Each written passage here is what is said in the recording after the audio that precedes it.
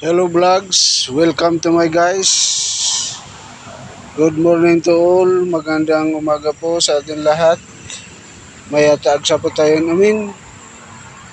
Si Buddha medyo hindi ko alam kung na-scam tayo sa seedling company ng Ampalaya. Nag-order ako 2 months ago pero wala pang dumarating. So ito ngayon, nagpunda na lang tayo para sa taniman natin. Habol-habol habang may ulan pa.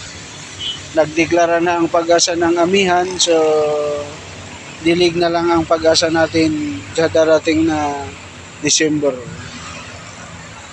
Yan lang po ang mumunting nursery natin sa ngayon.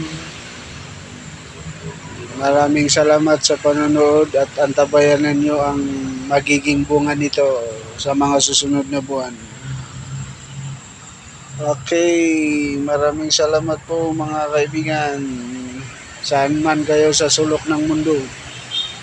Ito ang mga papayahan natin. Konting background lang po.